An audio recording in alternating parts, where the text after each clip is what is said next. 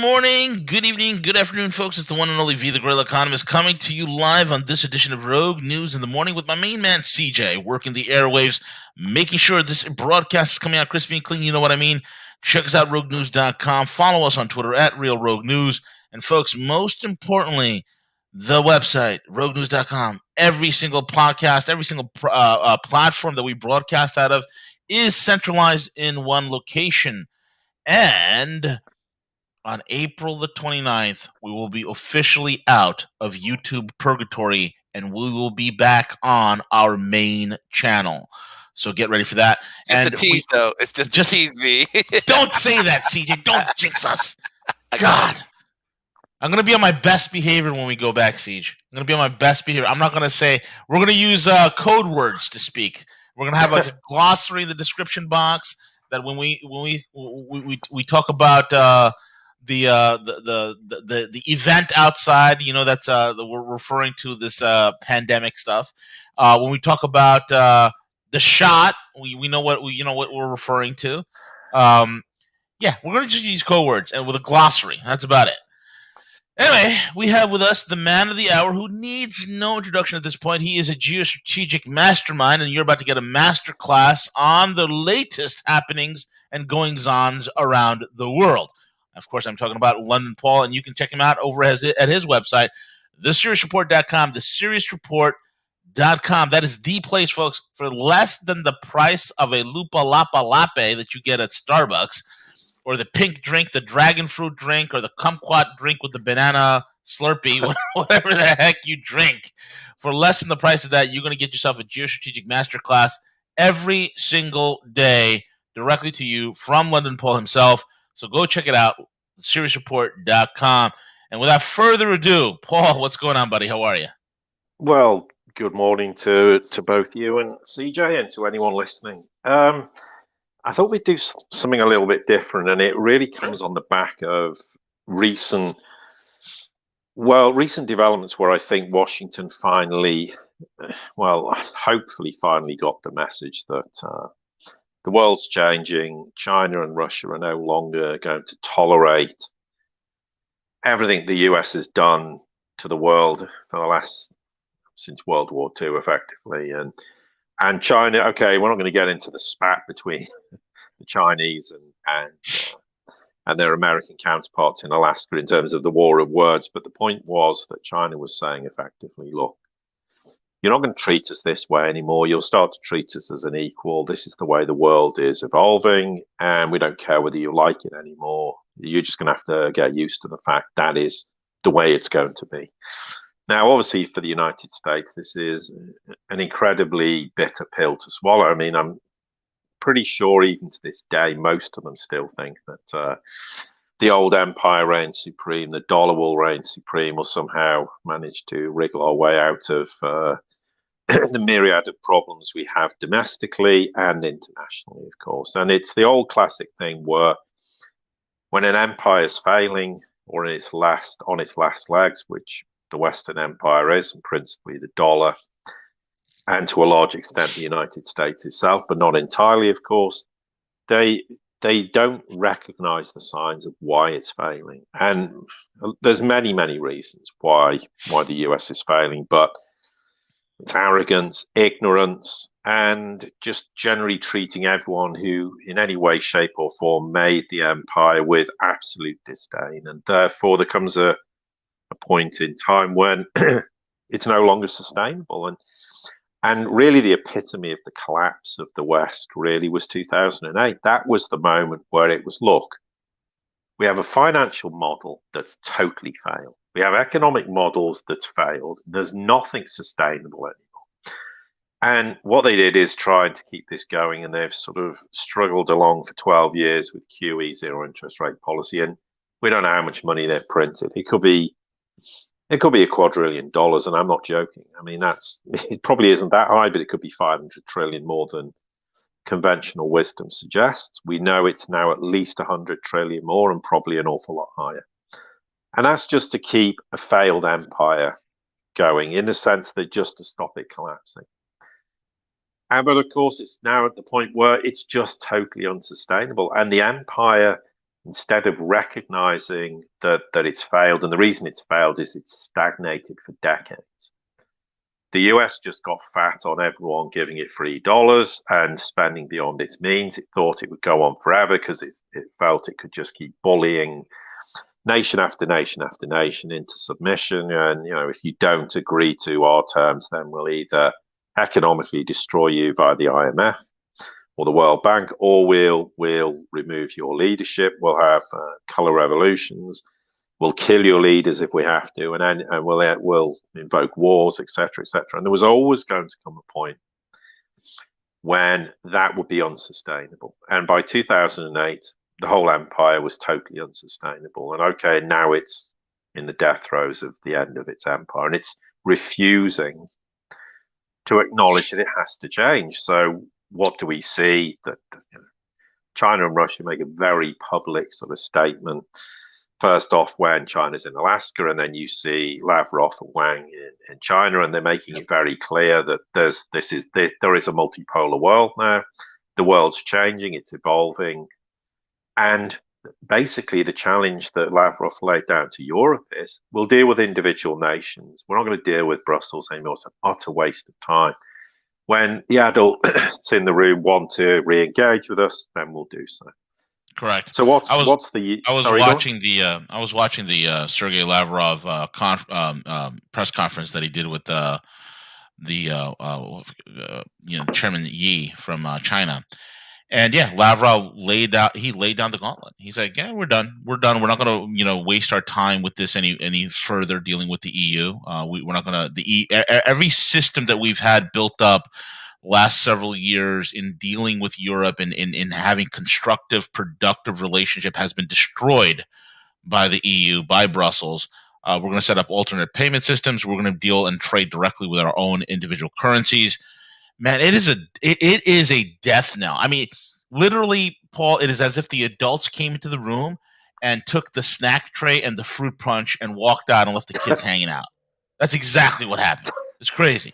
Well, the problem with the European Union is you've got what I would call very traditional European people, the ones who, and then you've got what I call the Atlanticists, the ones who are in the back pockets of Washington, and it's the Atlanticists that are driving policy decisions out of Brussels. So, of course, everything is, Russia's malign. It's trying to destroy our nation. It's trying to infiltrate our nation. It's trying to subvert elections. It's trying to do all these things. Of course, it isn't doing. And China's doing all these horrendous human rights things all over the world, and including in its own country. But actually, of course, in reality, it isn't. So what they're trying to sustain is the old failing empire. Yeah. Because their loyalties lie with the United States. Well, remember what Blinken said, Paul. China is upsetting our rules-based order. A rules-based order. Did you see Blinken as he was reading? He had the paper in front of him. And Paul, you and I both know when you're dealing with the Chinese, and when you're dealing with diplomacy 101 is you want to get around commonality, right? You want to discuss commonality and common ground first. What the amateurs, rank amateur, very stupid, very boorish morons from the U.S. State Department show up, and they have a piece of paper, and Blinken, like he's reading it as if he's a blind man, with both of his hands on the paper, going by line by line, jot by jot, saying, China is an aggressor, human rights violations, concentration camps, and forced labor. All of it is lies. I mean, the people that have come out with the Uyghur concentration camp BS is the same type of morons who came out with the Christopher Steele dossier. The same type of morons, Paul. And the whole cotton. Oh, the Chinese have they have cotton fields. How they play the West and how the Western populace buys into this lie, this utter stupid lie that a 5-minute Google search could easily debunk is beyond me, Paul. How can somebody be so damn ignorant in an age of information? And that only leads me to one conclusion, and that is, we're really that dumbed down. We are literally that dumbed down as a population, Paul. Well, the problem is, what makes it even more ridiculous is most Western people are very deeply suspicious of their own governments and what their government's intentions are. But when it comes to them telling them about some other nation, they believe it all. And Right. but yes, there are a lot of fundamental reasons where people don't realize how controlled and manipulated they are. In fact, they don't even think it's being controlled and manipulated in terms of sentiment. But of course, what the world's rapidly evolving into is that this empire, the United States, and okay, you can include Europe in it to some degree, although there's parts of Europe now. I mean, here's a great example. There was a story the other day where the Dutch had been secretly talking to the Russians about energy for about 2 years, and no one knew anything about it. So there are elements, we've said this before, who want to be part of Eurasia, and there's individual nations Well, where they who better now be want to. careful, Paul. They better be careful because we have the crash test dummy himself, the crash test dummy in chief, the hologram in the White House, the human cardboard cutout that might sanction them, Paul. So they have to be careful. But that's the whole point, as the Chinese and the Russians point out. All the West's got left now is sanctioning. They have nothing. They don't have diplomacy. They don't have the intelligence to make reasoned arguments. That's just we'll just sanction anyone and everything. Although of course very soon the Americans might sanction the Germans over Nord Stream 2. This is how absurd it's got. That is coming down, especially as Merkel's term is winding down by September, Paul. Yeah, and yes, and but going back to sort of the point regarding the fact that there's this empire that's now just collapsing. The thing is, there's elements within Europe who are trying to keep this empire going, and then of course there's elements in the United Kingdom who want to keep the empire going. Although of course Britain's secretly having billions of dollars or pounds pumped into it for investment by the Chinese, but they're not really talking about that.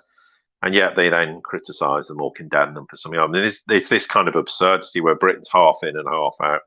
Europe's kind of a bit in or more in some ways and then out in other ways. But I mean, it's a great example. Look at the fact the US is trying to claim to be the leader of the free world and then says to Europe, by the way, you're not allowed to make a democratic decision in terms of where you buy your LNG from. And if you do, we're going to sanction you. Oh, but by the way, don't tell anyone.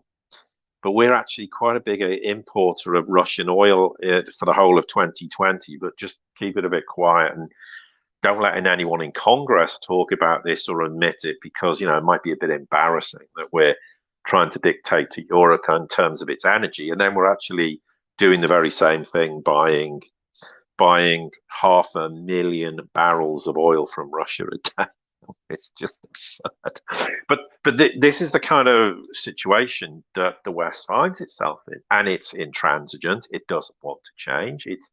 It's not prepared to accept that huge parts of the other world is moving on, and Southeast Asia is the focal point. I mean, the enormous changes there that are happening, and it's not just in terms of their economies, it's their education system, its political system. It's just everything is being evolving, and it's not just happened in the last 2 years, 5 years, 10 years. It's been going on for a long period of time. It's an ascending empire that's growing with the future. It's evolving because people talk about the fact that the pandemic decided, well, we're never going back to normal. Well, normal had failed. Forget all the conspiracy crap. In reality, the world is never going back to what it was. But that doesn't mean everyone's going to be stuff like hamsters in or AI hamsters in a wheel. What it means is the world's changing. The world's evolving. This is the moment. We can't go back in the West to what it was because it's all failed. I mean, what are we going to do? Just keep printing trillions and quadrillions of dollars? No one's working. We have hyperinflation. We have a failing economy, failed financial system, failed governance, failed everything. And people want to go back to that. It's not sustainable. That the pandemic's the thing that flipped the whole thing over the edge. So the West is now is that's really just the kind of Archduke Ferdinand moment that's just destroyed what's left of these failing empire or failed empire. But the West doesn't want to evolve. So basically, China and Russia have just said via the last week, look, there's a multipolar world. We're all moving. There's different financial systems evolving, different political systems, different alliances, different perspectives on the world. And we're all going to just keep moving. When the adults in the room in your countries decide to join us, you're more than welcome. Till then, you can just rot in hell. We don't care anymore. We're sick of trying to appease the lunatic elements in your nations. But if individual nations want to pick up the phone, as they do with the Chinese and the Russians, we'll work with them. We'll work on an individual basis with nations, because that's the only way we can function. Because Europe's deeply divided. There's differences between North and South, between West and East. There's different ideas politically how the European Union should operate. And the European Union's fragmenting and breaking apart anyway. And as another sort of satellite of the wider Western Empire, because of course it's consumed and controlled by, people say, oh no, it's controlled by the United States. It's a vassal state of the US, and it has been since its inception. I mean, who was the creator of it? Daddy Bush. Yep. That's the modern day European Union. I mean, so, but that of course is equally failing, as well as I mean, the UK's has been failing for 900 years. But the point is that the UK is just a nothing, washed up nation. There's all these ideas in the alt media. I mean, I keep seeing people telling me that the UK controls America. I mean, it's just no, it doesn't. The United Kingdom's a just completely failed nation that the United States took down and destroyed its empire through World War I and World War II. I mean, I tweeted this, and it's not a well-known fact, that at the end of World War II, the United States considered Britain as its greatest adversary because it still had a Commonwealth. Yep. It still had the potential to form its own empire based on the Commonwealth. So it kind of basically just sort of backed it into a corner. The UK didn't have the courage and commitment to go alone and with its own Commonwealth, and just took the soft option, and effectively was just bailed out by the United States. Took the reparations, just took all the debt on board, and was consumed. And that was the end of the UK as any form of empire. And Bretton Woods was just the icing on the cake in that regard. So the West sat there, and the rest of the world's going, well, actually, we're not part of this. Southeast Asia's moving on. Even the Middle East is starting to move on. You've got Africa moving on. Australia kind of is and it isn't, because it's a kind of fallout of the Five Eyes Alliance. But huge parts of the world are moving on to a different world. It's a completely different way of looking at things. It's a completely different way of working. And the West is desperately trying to hang on. But of course, it's hanging on to something that's failed completely. You can't resuscitate something that's utterly failed. It's bankrupt in every way, shape, or form, and its whole industrial models fail. Its whole just way of operating economies is failed. I mean, and there is a big change. The future is an enormous technological revolution. A lot of jobs people do now are redundant. They don't actually, in the West, they serve no purpose. People pushing bits of paper around is not a productive job. We're not productive. We just have a massively bloated service-based economy as well. And then there's new technologies, new industries are coming, and the East's already adopting these. It's already embracing them, and all the US is trying to do is it's not coming up with its own ideas. It's going, how can we stop China? Principally, how do we? So let's try and basically sanction Huawei into oblivion. Let's do everything to prevent China developing its own technology, and it's failing. But it's not doing anything itself. It's kind of just treading water and thinking that the status quo can stay the same. But the future is going to be radically different. It's not going to, I mean, in 10, 20, 30 years, people are going to look back and go, well, the world's very different. And the reason it's going to be very different is because the East, the ascendant kind of block, it's the ascendant multipolar world. That's the future. And the future is going to be, this is where tech companies, and people will get really stressed out when you talk about tech companies. Depends what you mean by that. Are we talking about Western tech companies? No. But new technologies is the future. And the nations that adapt to the realities of this future world are the ones that succeed. Governments can't function as they do anymore. Western governments don't. We've talked about this. The US, I mean, the US as a nation cannot function as it does. It's impossible. It has to change. I mean, whether that's you have to tinker with the Constitution or you have to change the governance structure, but it can't function as it does now, and because the political system has completely failed. We talk. You get a new president every 4 years. Even if you had a genuine president, nothing gets done. 4 years isn't long enough. I mean, that's the advantage China has. It can make 50-year plans, 20-year plans, 10-year, and it sticks. Well, not only that, Paul. The difference is this: that when you read the works by guys like Peter Schweitzer, who wrote the book Dirty Money, he also did Clinton Cash. What he details is that when a congressman or a senator, somebody who's new to Washington D.C., as soon as they hit the ground in Washington D.C., Paul, the first thing they do is begin campaign fundraising for their next campaign. That is what 80 to 90% of their focus is. Solely 10% is actually put towards any sort of focus on what needs to get done in this country. Folks, we have a parasitic, bloated bureaucracy. And look, Benjamin Franklin said it best. It's a republic if you can keep it, right? It's a constitutional representative republic if you can keep it. And what is the requirement, folks? Let me explain something to you. Government is not some magical thing that happens, but it requires, especially in a representative republic, it requires what? He gave the answers: a vigilant, morally upright population. Are we vigilant? Nope. Are we morally upright? Nope. Has our IQs really diminished in the last several decades? Yep.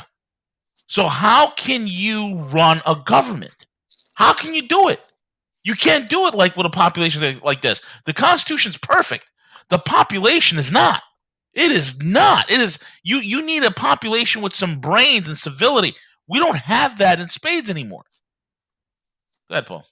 No, and I mean, fundamentally, this is the problem. The West is, it's taken decades for Southeast Asia to become what it is, and they've had to work extremely hard to do this. Now, that doesn't mean it will necessarily take decades for us in the West, because we do have certain advantages, but we also have a lot of disadvantages. And you make points about people and their attitudes and their discipline and their desire to actually want to work together for it. But I mean, fundamentally, there's got to be enormous changes in a nation the size of the United States. The things work for China because a one-party state with 1.4 billion people is the answer. It works. It works extremely well. Now, for people in the West, that's hang on. But I mean, you have got a one-party state. You have an omnipresent government, and then you get these pseudo governments called the Democrats and the Republicans, who don't actually do anything because they're sort of controlled by spheres of influence who permanently run the government. The big difference is the spheres of influence in the West have no interest except what benefits them, whereas the one-party state in China actually does the things the Chinese people want. Now, that doesn't mean, and we've said this before, that the United States should adopt that governance structure. We're merely saying that it has to change. The governance structure can't work. You cannot have a financial system that operates the way it does now. The US cannot live on the basis that it lives beyond its means. It just keeps printing money. It spends, it has a budget deficit of over $1 trillion a year. This cannot carry on. It's not sustainable. Then you say, okay, well, we have to make some fundamental changes in that regard. What do Western nations need to do? Well, apart from having to completely throw out the entire governance structure that the Western nations have now, which is going to be a monumental task. Therefore, you have to start saying, well, how does governance work in the future? Governance has to change radically. And here's the one thing we see now. What's the big difference that happens between the ascending powers in the world and the powers that were and that are sort of descending into chaos and oblivion? Well, The Paul, one big thing, this is where the Western pronunciators talk about the Diucedes trap, right? They always talk about yes, the mythical Diucedes trap, which is the ascending power will have a conflict with a descending power. This is not going to happen in this case, Paul. And any attempt is going to be foolhardy. But go ahead. no, that's an extremely good point. Because we're at a cusp where all these historical examples no longer apply. Everyone's looking for answers in the past Mm-hmm. as to how the future is going to be, and there It's is so no stupid. answers. I mean, the guy who made it up, Allison, he's referencing the bloody war between Sparta and Athens. How does that have a bearing in 2021? Well, yeah, because on that basis, if there's going to be a war, it's the world will be obliterated, Of or more course, importantly, the United States will be completely obliterated, and other parts of the world won't be, because 1,000%. militarily, when we say this, Russia is light years ahead. That's actually 1,000%. been fundamentally a stabilizing influence in the world. But coming back to the point of how the governance structure has to change is, and your difference between the ascending powers and the descending or the collapsing empires. The ascending powers are now saying, do you know what, we're going to have a financial system, which means that when a nation is impoverished, when a nation needs an injection of capital, we're not going to give them the money the way the IMF or the World Bank does, and then say to them, right, we're giving you this money, now you're going to put austerity in place, because austerity collapses economies, it destroys any ability to grow an economy, and therefore, then you get asset stripping and all that. The difference in the Eastern model is, right, you want to loan some money, it's going to be put to productive purposes. You're not going to have austerity in your economy. Do you know what you're going to do? You're going to produce things, you're going to make things, and then from the profits you make, you're going to sell them into markets, and then you'll repay your debt from your profitability, not from austerity and trying to cripple economies. That's the big fundamental change. And that is why the ascending power is succeeding, whereas the Western model was always about destroying wealth. And unless you're on the right side of the fence, and then they prop you up forever and print money till there's no tomorrow. But if you're not on the right side of the fence, the whole point of sending the IMF in was to cripple nations and effectively then steal all your assets. But that's a model. The world is not accepting this anymore. Those days have gone, and that's just one fundamental driver where the whole financial system's different. The whole reason to have the Belt and Road Initiative is just, it fries people's heads in the West, because they go, "What? It's a win-win cooperation. What the hell does that mean? What, you mean so two nations work together and get maximum benefit from a bilateral trade agreements? And I've got some resources, you've got them. Well, we can pool our resources, and the sum of our parts is far greater than two. It's multiples of two. What's that? What do you mean? I mean, and it's like the whole idea. Well, Russia and China, it's a marriage of convenience. At some point they're going to hate each other and tear each other apart. No, that's your Western way of thinking. And the West continues to think arrogantly that it knows the future, that the world has to embrace a dead, failed empire, and the world's moving on because the East has got a far better way, a model of how the future should be. No one's saying it's perfect, but it's evolving. It is. And Paul, when I brought up the Diucedes trap, the reason why that's so damn dangerous, which is it's a stupid concept created by a moron who has really no experience in the types of things that he talks about. The reason why I bring that up is it permeates U.S. foreign policy and foreign policy thinking. It permeates the language of idiots like Tony Blinken. It permeates the language of policymakers here in the U.S. This is why they look at America's relationship with everybody else as potential rivals and conflict all the time. And this is why they can look at international relations like Russia and China and say, oh, that's going to be a Diucedes trap. Eventually, the Russians and Chinese are going to have a war. No, look, ever since they've been a nation, going back to the 1700s, where they were or 1600s, when they were recognized as individual nations, they never even had a real conflict at all. They've had a good relationship. It's a long-standing, mutually beneficial relationship. All the other stuff they're talking about with China's going to one day take over Siberia and this, that, and the other.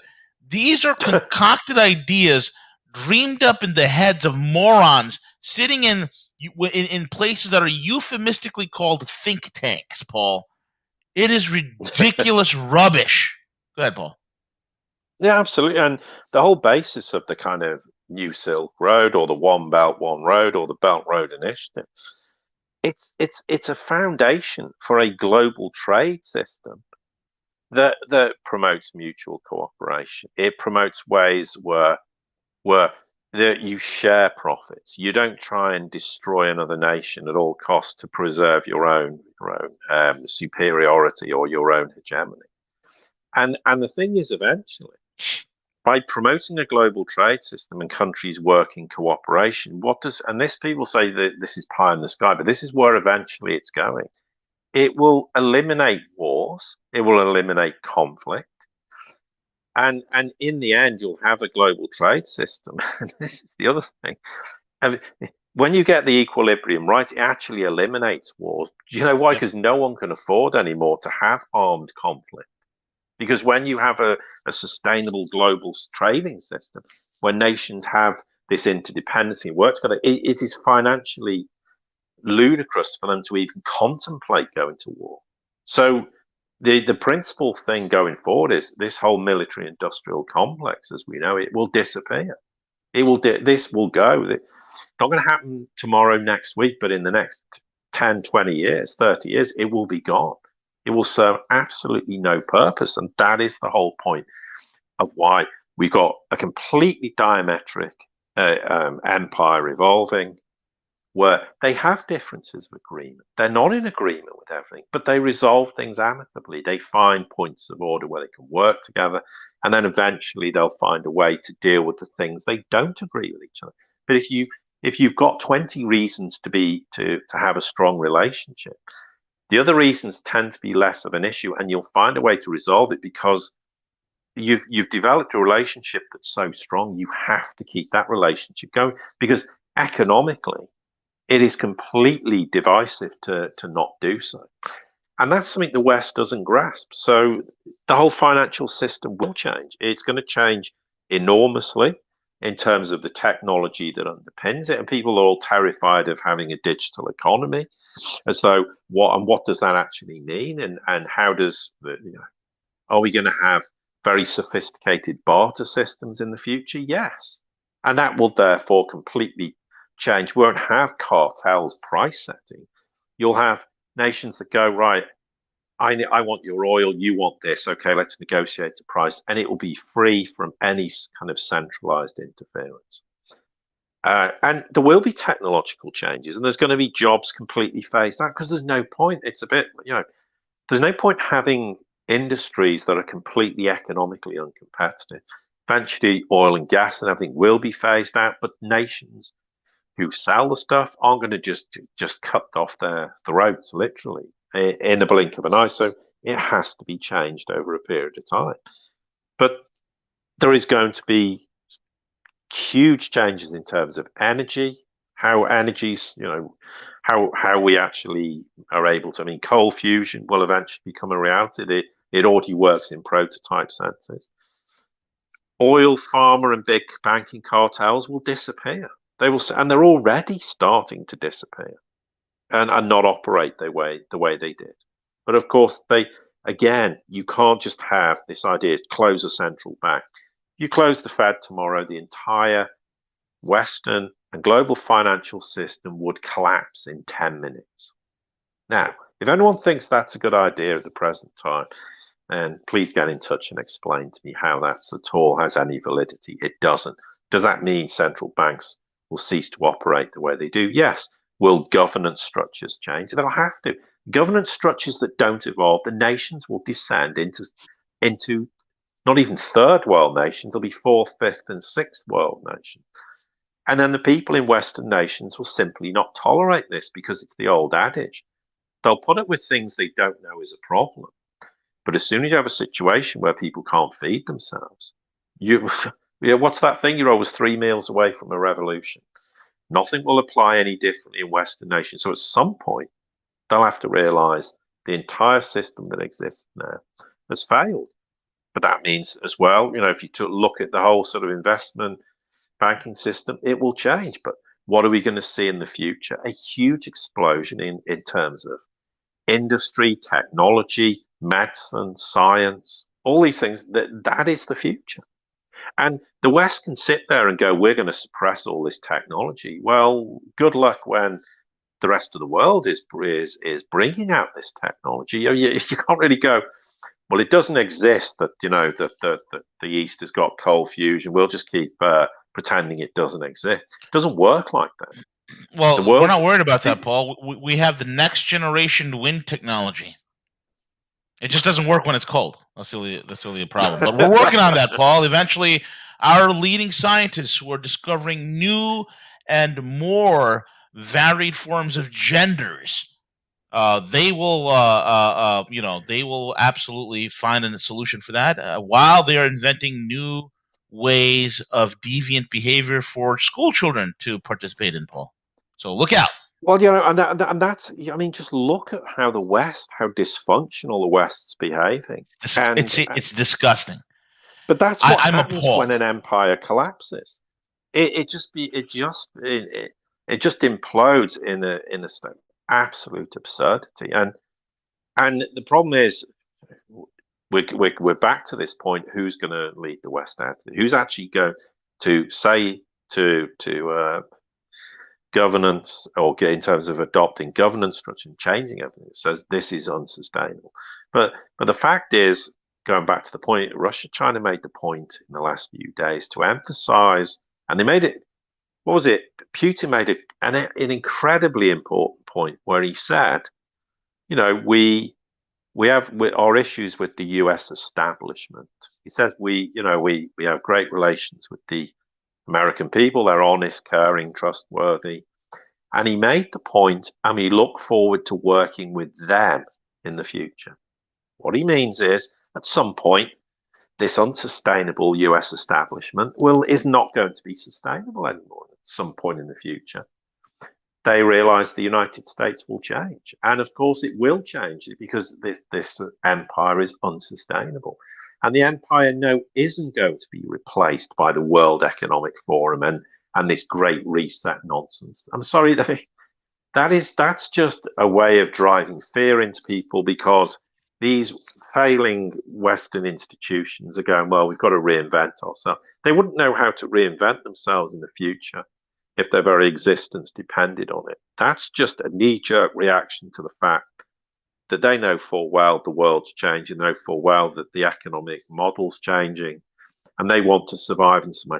But the idea that they're dictating to the world what's happening, no, the world's going to do its own thing, and this little empire, for want of a better description, which is kind of a bit of Europe in some capacity.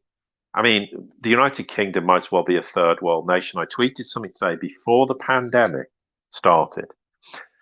30% of children in the United Kingdom live on the breadline, meaning poverty level. What is it now? 40%? 50%?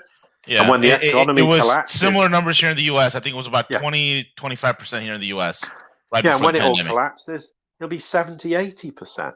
Now, so the point is, the West is finished, and all these people who've been thinking that they have some relevance in the Western world will cease to have any relevance globally, because this new way of doing things is growing and expanding. That's why we spent years talking about all the developments that are happening all over the world. And I always make the point, if you want to know what the future of the world is, look at what China and Russia are doing.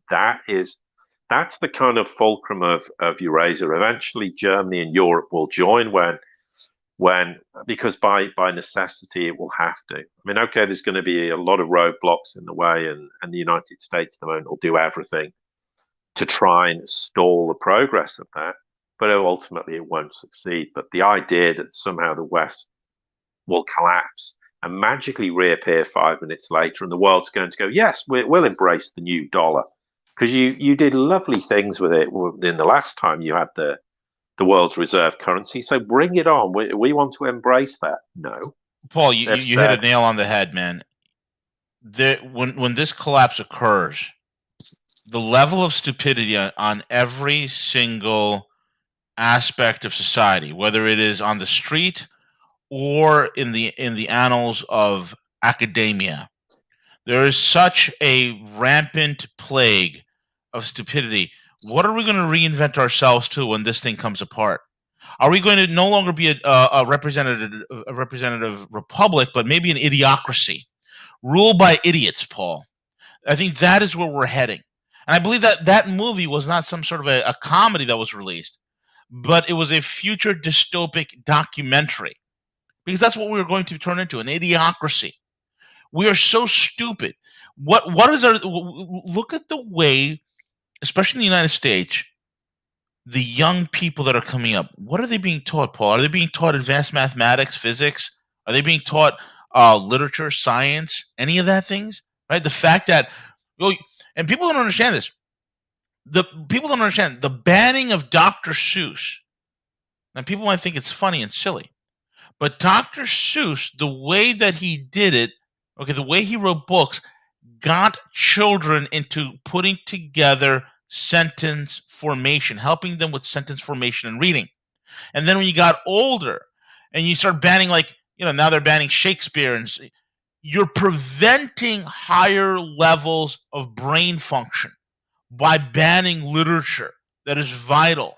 So the greatest way you can destroy a population, go ahead, ban Shakespeare, ban anything that will create cognitive functionality, and then allow people to text each other with LOLs and SMHs, and then using urban language, so to speak, that they like to call ebonics or this, that, and the other. So this way people could never communicate at a high level. Now, take all of that I just said, put it in a nutshell, and imagine this group of people that they have to once again climb out of the primordial ooze of their own destruction and then reform civilization.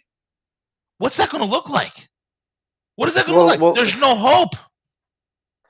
Well, here's the fundamental thing, and this is another reason why the idea that they're deliberately collapsing everything and it's all going to come back and they're going to have this dystopian. Well, apart from the fact most of the world's already moved on and doing something different, and the West is too arrogant to open its eyes to what the reality is unfolding. The other problem is, the only reason this empire that people think will never collapse has existed is because the rest of the world propped it up with US treasuries giving the United States $3 to go and spend on whatever they wanted to spend, which was principally blowing the world up or trying to hold the world to hostage, and in fact not doing anything for the American nation. Now, the reason why the empire is completely collapsing now is because the rest of the world's going, we don't want your dollars anymore. We're not going to allow you to have any controlling influence. And that's why the Fed's balance sheet is going up 3-4 trillion a year, is because the Fed now is having to print all the money to finance whatever the United States wants to do, because the rest of the world's rejected. Now, we all know that's an unsustainable model. So the world's not going to suddenly re-embrace America because there's a new dollar. The world's turned its back and gone, there's a new ascendant power. This is the way forward. This is the world we want to have in the future. So the United States can collapse everything 1,000 times. It can bring out the new latest dollar tomorrow, next week, next month. Changes nothing. They don't become a global power again. They don't have any influence over the rest of the world. And that's the whole point. It's an empire that was and is now gone. And now the problem they've got is they're internally going to have to deal with the massive problems that they've neglected inside their own nations for decades. I mean, the US is one example. The UK is precisely the same, and Europe as well, to a large extent. They're going to have to deal with their own internal problems, because if they don't deal with the internal problems and you have a population that's starving to death, well, it's pretty likely that they're not really going to be staying in government for very long. I mean, I don't think 300 million Americans are going to be very happy when they're going, where's my next meal coming from? I mean, and that's the reality of this. So all this idea that, oh, this is all deliberate, and it's all concocted, and it's all part of this malicious, nefarious plan to control the world. Well, I'm sorry, we've just proved it's absolutely not the case. It never has been the case. The plain simple fact of the matter is the principal reason that the US is collapsing, even though it's been collapsing for a long time, the killer blow was when the world said, we now know if we reject the dollar, you're a toothless tiger, you're an emperor with no clothes. And that's why and when they forced Russia to de-dollarize, Russia went fine. Well, actually, do you know what? Our economy's better off without using dollars. We're better off trading with people in non-dollar terms and in local currencies, because you know what? We're not hamstrung by your attempts to try and marginalize us, to bankrupt us, to destroy us as a nation. So fine, we're quite happy not to play your game anymore. And all that's left of this failing empire is effectively elements within Europe, elements within the UK. That's the only thing. But it's not about financial projection anymore. It's not about projecting any real power or authority. It's just trying to convince themselves that they retain relevance, and they're always going to have the subservient Atlanticist crowd that exists in the UK and Europe, who'll be there till the dying day when there's nothing left to defend anymore, and they'll have to face the consequences of their own stupidity in the future. But this is not some nefarious plan that involves the world, because that's like going, well, I've just ignored what's happening in the rest of the world for the last decade. I mean, and that's the thing. It's if you ignore what the ascendant power is doing, and you assume that there's this all-encompassing global power in the West that controls everything, and that's what people do. So they come to the conclusion they control everything. Therefore, it means that they must be controlling this collapse. They must be controlling it. It's deliberate. Well, we had a collapse in 2008. If they wanted to collapse everything, why didn't they let it all go then? Because China was much weaker. Russia was much weaker. There was no alternatives to the dollar. The dollar at that point wasn't even the problem. It was the whole financial banking system. They've just made the dollar the very pinnacle of that empire, the very thing that allows the empire to function. In the last 10 years, they've destroyed it. And yet the only thing that kept the empire going, they've destroyed it, but apparently they did it deliberately. No, they just spent the last decade trying to prevent the very thing that all these people out there and all these people in the alt media keep trying to convince you is done deliberately. Well, I'm sorry, it is not, and there's absolutely not a shred of logic that supports that viewpoint. That's just a word clickbait but thing Paul, to make people. We found secret codes with occult numbers that were flashed on Twitter between certain people, and that's how we know, Paul. That's how we know. Yep. Like Dr. Fauci's, he was out there saying about variants of the bug that's out in the public right now. He said there's variations of the 90210 variation and the 8611309. These are all different variations, Paul. It's signaling something, Paul. They're signaling to each other. But the point is, look, I know everyone's getting really kind of angsty and upset about the fact of how they're handling all the pandemic and all the things they're doing.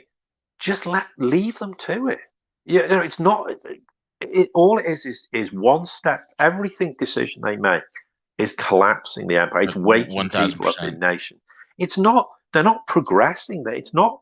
This is not going towards any goal. And here's a great example. And I made a tweet about this, and I followed this up with people. I'm waiting to speak to someone, hopefully in the next day or two.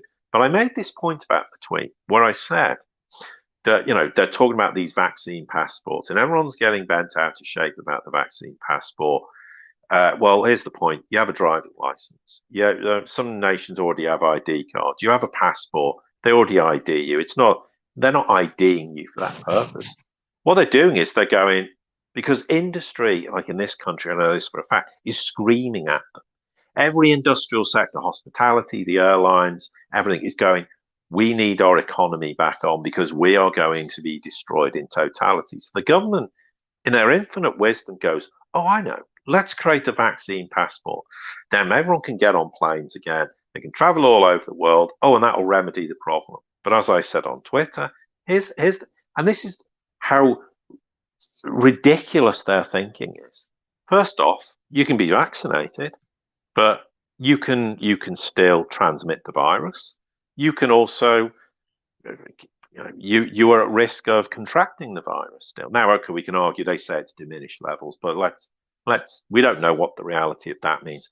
That, in broad terms, is the problem. Well, here's the thing: you can give all these people vaccine passports. They can all go into football stadiums, or they can get on planes, but they may be infected.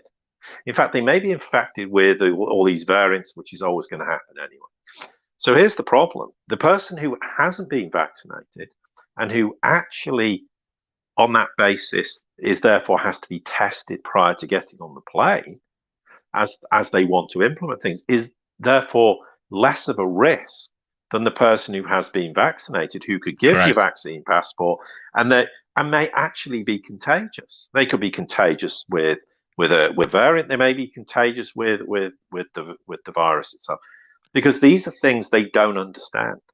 And you know what? I had some conversations with people and it was like, what?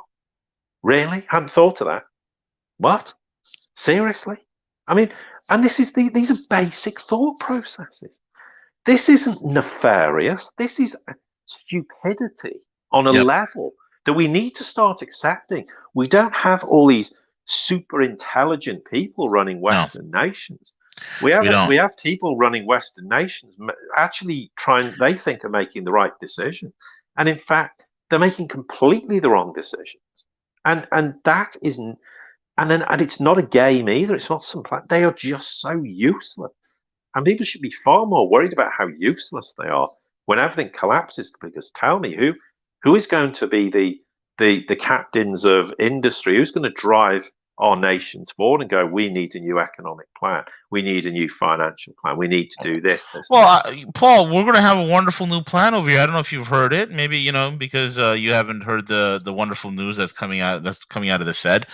Well, the Fed's going to have the Fed coin. If you didn't know, Paul, we'll be able to download on our smartphones, and this will allow the Fed to directly give us universal basic income, bypassing the inefficiencies of Congress. How wonderful is that, Paul? Because you know why? Because the Fed really cares about us people, Paul. The Federal Reserve cares about people. Wait a minute, they don't care about people? You mean what Stanley Fischer, the real head of the Fed back when Bernanke was and Yellen was in power, Stanley Fischer back in 2015 says our only responsibility is to who? The banks and the markets. That's it. So when Fisher said, hey, we're heading into negative interest rates, we're heading into negative interest. And I talked about that back then in 2015, and universal basic income, and possibly a 35, 40, 50,000 point Dow, Paul. They got to stick the inflation somewhere. UBI, here we come. And the millions of Americans who will be out of work will love it. They will think this is one of the best things ever. Well, they will. They will until the point. Well, they will until the point that universal basic income creates hyperinflation, and then they can't even buy a loaf of bread. No, well, then they won't be quite. Well, I talked to a lot of my colleagues that are overseas, and the raging debate that we have, Paul. Maybe you could chime in on this, and then I want to ask you, while time's short, I want to ask you about the whole Vladimir Putin, Sergei Shoigu trip in Siberia. I want to talk about that. I also want to talk about the idiot who drove his ship, now blocking the Suez Canal. God almighty, which will probably take weeks to correct that ship. Oh, but first things first. The question that I have raging: is America going to be more Zimbabwe, or are we going to be more Ukraine? Are we going to be? Well, that's it. What range? If Zimbabwe is like on one side of the pendulum, and Ukraine is on the other side of the pendulum, where will we swing to, Paul? Are we swinging more towards Ukraine or more towards Zimbabwe? That's all I need to know. Well, the way the Fed's behaving, I mean, at the moment, look, we know they can't let interest rates rise because the debt levels are so huge. So yeah. They're going to have to suppress the yield curves. It means they're just going to print trillions and trillions of of dollars to suppress interest rates. Otherwise, if they let interest rates go, well, the economy is going to blow up anyway. Even though the economy is going to blow up without the interest rates rising. So the argument is, as the economy implodes, I mean, and the one thing they're not going to do is they are not going to sit there and go, we've got tens of millions of American people on the breadline. They're going to starve to death. We'll just let that happen. Don't worry. You know, I'm sure we can contain that problem. They're not going to allow that to happen. So the risk is, yeah, and if you have universal basic income, and people go, that's a controlling mechanism. Well, when bread's $5, $10 a loaf, tell me what controlling mechanism they're going to have over the people then. As again, back to that point, you're 3 meals from a revolution, potentially. And that is the risk, that when you create hyperinflation, you're not going to have a tolerant American population or a British population to that. They're tolerant at the moment because they think that, you know, if they get furloughed, that somehow their job magically still exists. Well, if it did, why aren't you doing your job? So the question is ultimately, yeah, it's a great sort of problem. The problem is it could be a combination of Zimbabwe and Ukraine, and but ultimately the best of both worlds. Yeah, I mean, hopefully not. But the thing is that the Fed's kind of caught between a rock and a hard place. So we made this point before. Whatever the Fed does now is not going to have a good outcome, because either they print money to suppress the yield curve, in which case they debase the currency, create massive inflation, or they do nothing about it and the entire economy all blows up and they get everyone on universal basic income and then hyperinflation. Yep. And then so whatever decision they make, in the end, it will amount to the same thing. The question is, what point do they actually just hold the hand and go, we cannot deal with this? And then you have to start to pick up the phone to the Chinese, the Russians, the Europeans, and get there and say, okay, we've got a major problem. What are we going to do about this? Okay, we accept the empire's over.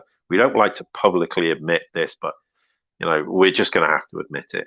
And what do we do about this? But in the meantime, it's all heading towards just, you know, massive inflation, because they've created a situation where, you know, you can't allow tens of millions of people to in the modern era to be starving to death or serious deprivation, right? Because the risk of societal collapse then creates a whole bunch of other problems. So the argument is they'll have to keep doing this to the point it all blows up. But whether, you know, the arguments are the opposite of Ukraine, where the entire economy collapses and they, you know, but then the problem is then you have is, and this is the big difference, is the massive indebtedness of everything. What are you going to do to resolve that problem? Because we didn't have this problem in previous times in massive inflation, or, you know, the sort of the 20s collapse and the Great Depression. We didn't have the dynamic it played out, and we didn't have the entire currency collapsing in the process as well. I mean, this is like the worst nightmare in every scenario, all happening simultaneously. So at this point, you know, the complete destruction of the dollar as a currency, it seems an inevitability one way or the other. But some of the sort of issues to do with what the fallout economically is. I mean, if you've got that kind of problem, how's the average American going to sustain themselves? They're not. How's the average British, European? They're not going to be able to sustain themselves. So therefore, then you start to go, well, you're going to see the kind of deprivation. Yep. Like you use Ukraine as an example. I mean, you know, if any nation wants to realize why you don't get into bed with the Americans, actually don't go to Ukraine. Put it this way, you just don't go there, because it's a European nation, and my goodness, I mean, talk about a utterly failed state on every single level. It's run by warlords, narco traffickers, and human traffickers. That's what Ukraine is. And I think that's where we're going to be heading towards if things don't correct itself and people don't start waking up and getting smart, real quick. Paul, a few more things. Yeah. Putin, Shoigu, Siberia. Your take. Yeah, well, I mean, he didn't go there just to have a bit of a drive of his, have a look at his farm and, his all-terrain vehicle. And it was all and it was done publicly. I mean, it was like, that's basically saying, well, we could have met in Moscow and done this, but we're going to Siberia because we're in the middle of nowhere. No one's going to be able to listen to what we're discussing. They were obviously, I mean, he's the head of the defense and the military, so therefore they were obviously discussing military options. We're talking about world war, and they're just discussing in a very high level way. There's obviously concerns and things, and therefore it was just really a way of publicly saying to the world, we're having these discussions, we're making it public. Don't worry too much about it, but there are things going on and they need our attention now.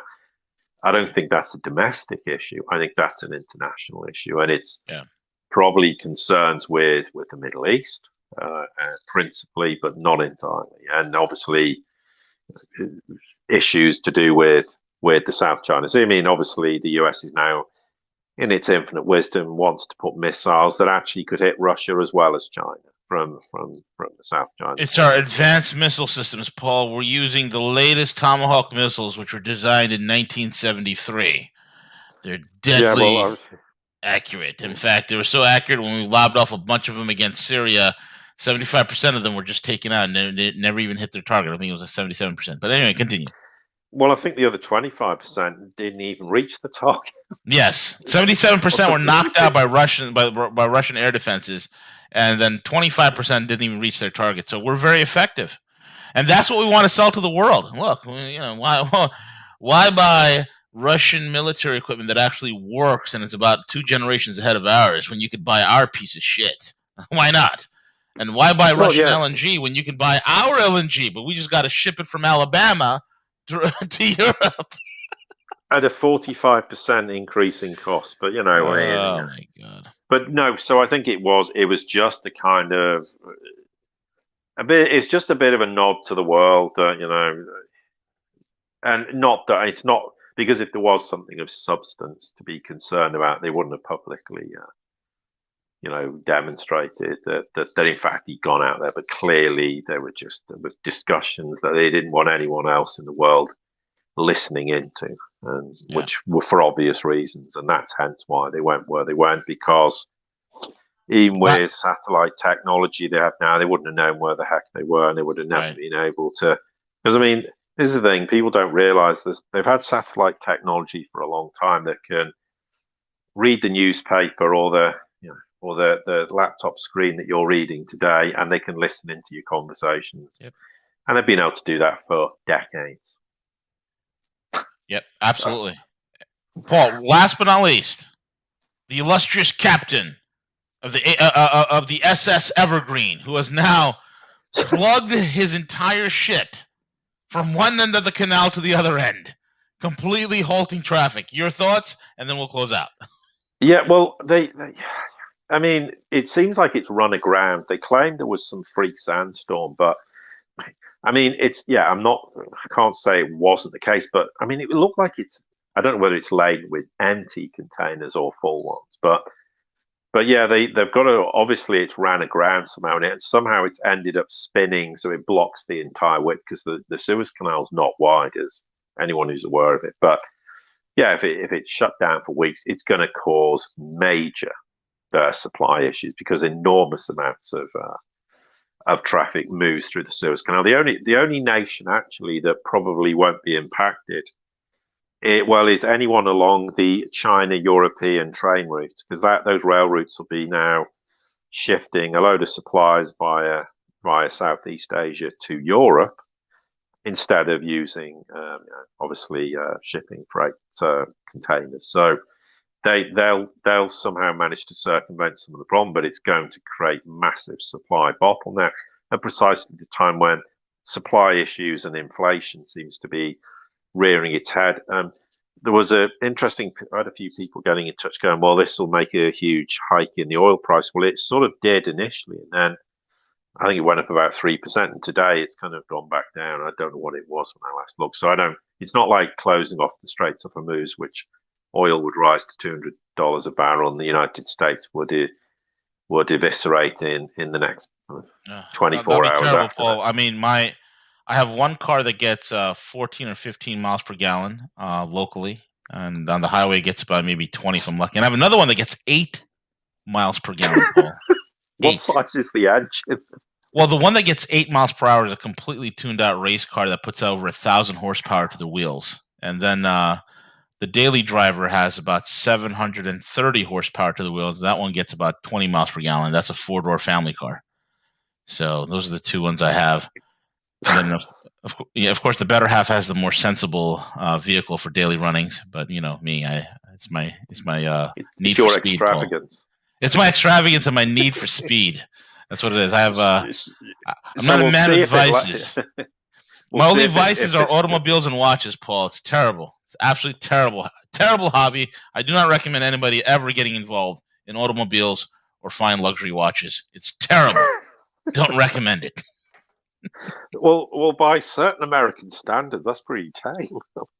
Yeah, it is pretty tame. I should be a fentanyl addict right about now, or I should be on like my 600-pound life or something like that, Paul.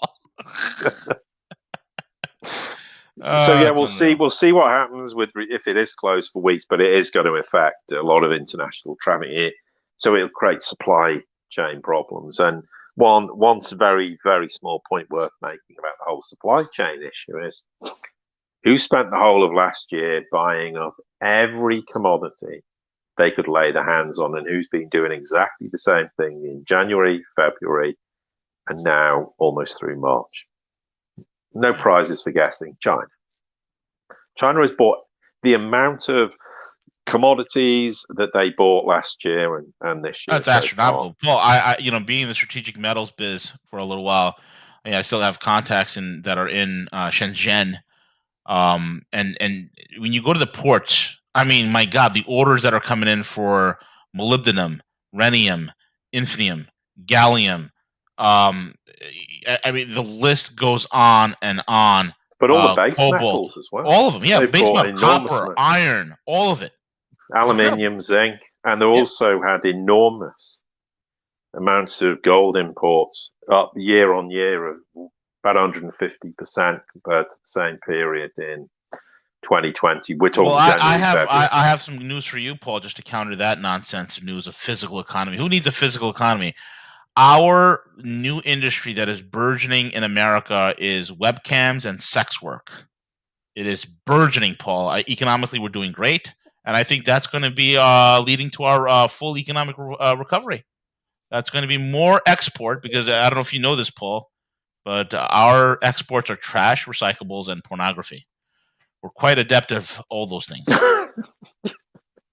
Yep. Well, and with the new genders that are on the horizon, the creative space has really opened up. 2 minutes, guys. 2 minutes. Yep. Okay. Well, at least the US has got that. The UK doesn't even have that. I don't. But see, and this is why we will live on as exceptional, Stan, Paul. All right, folks, we're at the end of the show. I just ordered, for those that are wondering, I did order my my maternity flight suits with the Joe Biden logo on the back. So I'm ready. And again, to go check out Paul, his website is thesiriusreport.com. Thesiriusreport.com. Go there, subscribe for less than a price of a Flappa-Lupa Latte pink drink at Starbucks. You can get yourself a really good geostrategic, geoeconomic education right there. And with that being said, we are over and out. Thank you for joining us, Paul. And CJ, take it away.